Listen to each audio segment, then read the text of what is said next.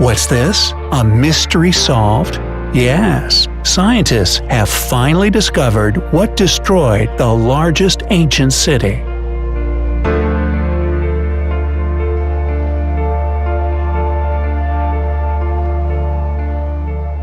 You've probably heard about Angkor, the capital city of the Khmer Empire.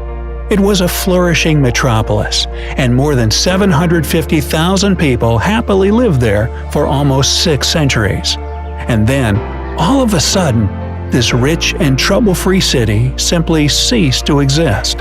The reasons for this tragedy have remained a mystery until recently. Before you find out what conclusions new studies have reached, hit the subscribe button and ring the notification bell to stay with us on the bright side of life. The Khmer Empire was one of the largest empires ever to exist in Southeast Asia. It was situated on the territory of modern-day Cambodia, which is a popular tourist destination nowadays.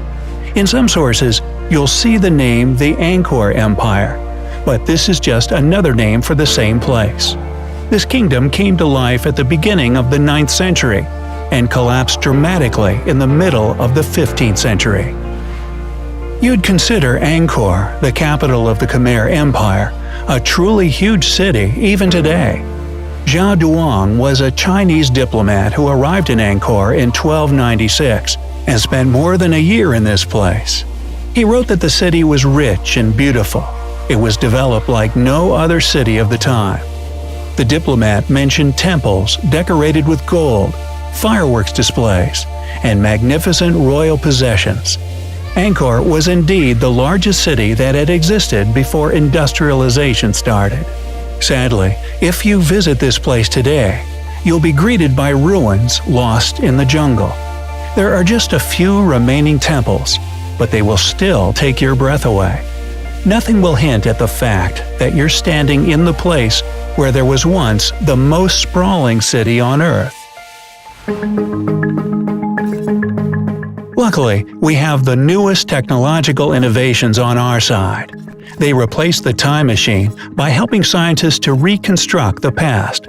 For example, laser surveys conducted between 2012 and 2015 helped researchers discover an extended network of streets, boulevards, and canals in the jungle. They stretched many miles away from the center of the city and the main temples. In total, the metropolis covered an area of approximately 400 square miles. This is a much larger area than modern Paris occupies. In the 12th century, in its golden age, the city was home to hundreds of thousands of people. In the same century, London had a population of just 18,000 people. Angkor wasn't your typical ancient city. It wasn't hiding behind high walls. Neither did it have a well-defined edge. On the contrary, it was a weird mix of a big city and the countryside. The city center was incredibly densely populated, but the suburbs gradually turned into regions where far fewer people lived. Can you imagine a city where residential areas alternated with temple complexes and paddy fields? These fields were irrigated with the help of numerous reservoirs, ponds, and canals. Such water management infrastructure was unique, and there was nothing like it anywhere else on the planet. So, what made this magnificent settlement look like a disaster had wiped away everything but its temples and shrines? Scientists had numerous theories to try and explain the downfall of the Angkor Empire. Their explanations varied from military conflicts with neighboring kingdoms to overuse of land. But the most recent study, which was conducted by researchers from the University of Sydney, came to a different conclusion. The scientists are sure that Angkor was most likely abandoned by its inhabitants because the water supply system of the city broke down. As you already know, the city of Angkor stood over a gigantic system of reservoirs, locks, and canals.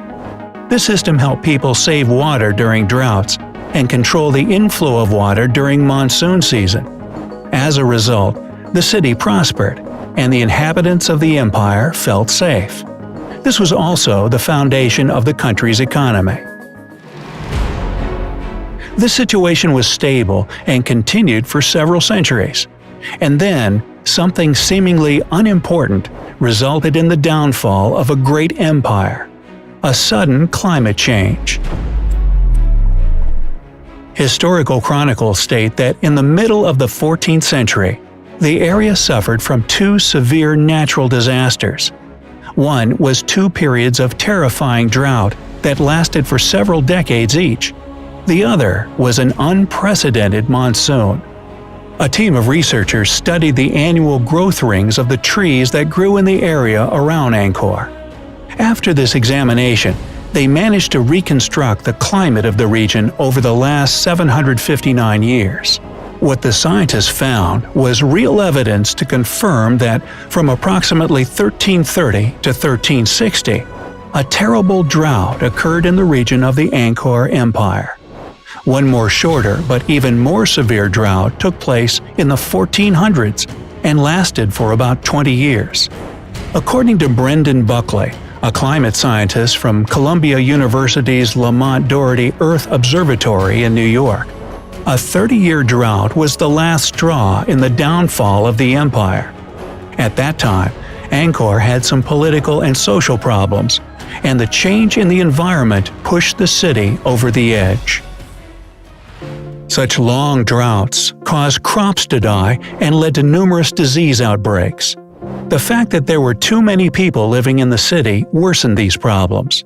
And the intense rains that arrived in place of the drought didn't help the catastrophic situation either. They seriously damaged the hydraulic system of the city. During a normal season of monsoons, the network of reservoirs, embankments, and canals easily handled the flow of water and heavy rains. But due to the long periods of drought, the hydraulic system of the city was clogged. As a result, it became vulnerable and couldn't manage the excess water as effectively as it used to. This caused flooding, which badly damaged and eroded the network of canals. That's why the canals in the south of the city were repeatedly choked with sand and other materials that had been brought from downtown. Australian researchers figured out that the water supply system started to collapse in the regions closest to the river. The system was breaking like dominoes, tier by tier, and the inhabitants of Angkor had neither the time nor the technology to stop the destruction or repair the system. After the scientists finished their study, they drew one sad conclusion. A huge, thriving city was destroyed because the plumbing system turned out to be too complicated. Old buildings had to exist together with cutting-edge technologies and machines. Builders ignored old maps while constructing new channels. The whole water supply network was vulnerable. Each detail depended on how reliable nearby objects were.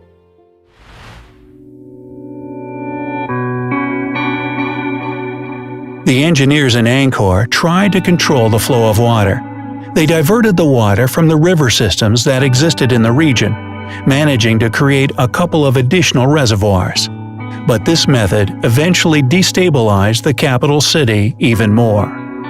In the end, the inhabitants of the city were unable to control the flood. The Siem Reap River changed its course. The flooding tore down the infrastructure of Angkor, and the city collapsed. As a result, the Siamese army didn't have any problems occupying this region in 1431. After that, the city crumbled, and the jungle overgrew buildings and streets, canals, and embankments.